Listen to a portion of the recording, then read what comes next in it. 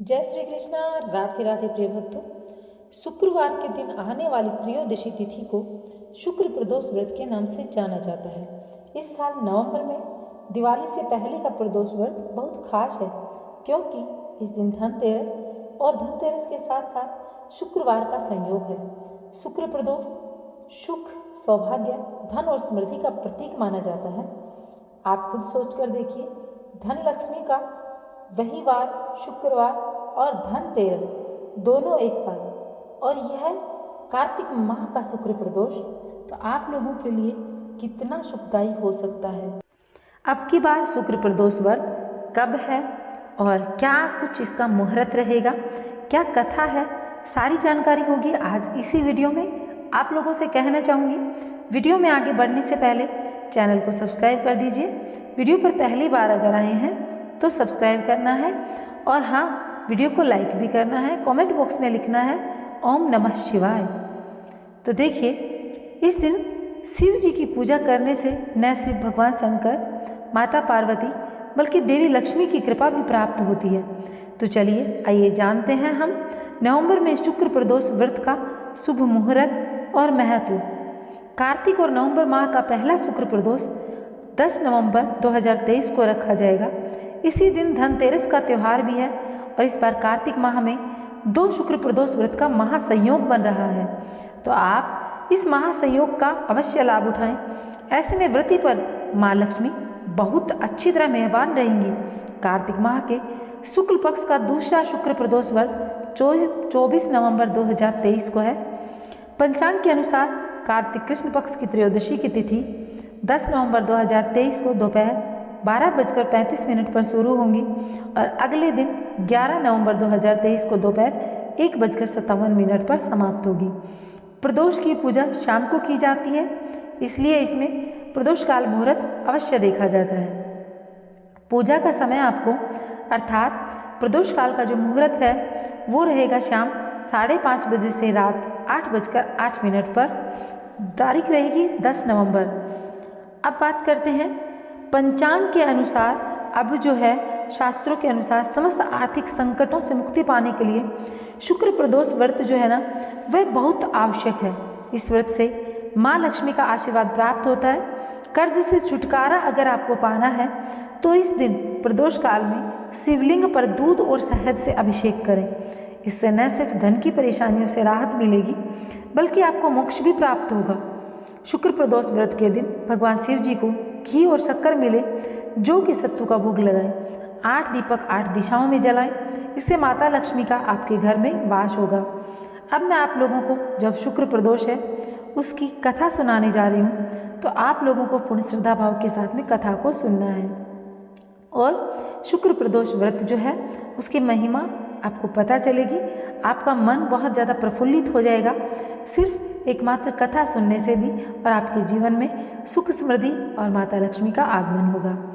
देखिए, पुराने समय में एक नगर में 3 मित्र रहा करते थे, जिनमें से एक ब्राह्मण, दूसरा राजकुमार और तीसरा धनिक पुत्र था। इन तीनों में से 2 मित्रों, राजकुमार और ब्राह्मण कुमार का विवाह हो चुका था, परंतु धनिक पुत्र का विवाह होकर बस गोना होना बाकी था। जब एक दिन तीनों मित्र स्त्रियों से जुड़ी चर्चा कर रहे थे, तब ब्राह्मण कुमार ने उस चर्चा में स्त्री के बारे में कहा कि नारीहीन घर भूतों का डेरा होता है। अपने मित्र के मुख से इस तरह की बातें सुनकर धनिक पुत्र, जिसका गोना शेष था, अपनी पत्नी को घर लाने की सोचने लगा। धनिक पुत्र अपने घर गया, माता पिता से अपनी पत्नी को घर लाने की बात कहने लगा। उसकी बातों को सुनकर माता पिता बोले कि अभी शुक्रदेव डूबे हुए हैं, ऐसे समय में घर की बहू बेटियों को घर लाना शुभ नहीं माना जाता, इसलिए तुम अपने मन से अभी यह विचार निकाल दो। धनिक पुत्र अपने ब्राह्मण के मित्र की बात से इतना अधिक प्रभावित था कि उसने अपनी पत्नी को घर लाने की पूरी ठान ली थी। उसने मन ही मन पूरी करने के लिए वह ससुराल पहुंचा। ससुराल वालों ने भी धनिक पुत्र को समझाने की खूब प्रयास किए कि अभी घर ले जाना शुभ नहीं है, पर धनिक पुत्र अपनी जिद पर अड़ा रहा। अंततः कन्या के माता पिता को अपने दामाद की जिद के आगे हारना पड़ा। इस तरह उन्होंने व्यवस्था में ही अपनी बेटी को विदा कर दिया।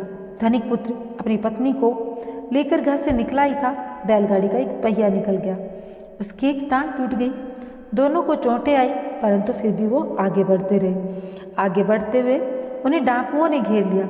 डाकुओं के समूह ने उनका सारा धन लूट लिया।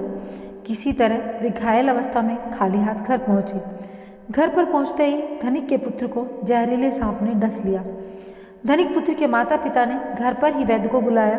उन्होंने इलाज करते हुए कहा कि धनिक पुत्र के पास अब केवल 3 दिन ही शेष हैं, उसके बाद वह मर जाएगा। जैसे ही धनिक पुत्र को मित्र ब्राह्मण कुमार को यह सब पता चला, उसने धनिक पुत्र के माता पिता को शुक्र प्रदोष व्रत रखने की सलाह दी। इसी के साथ ब्राह्मण कुमार ने कहा कि इसे पत्नी सहित फिर से इसके ससुराल भेज दें।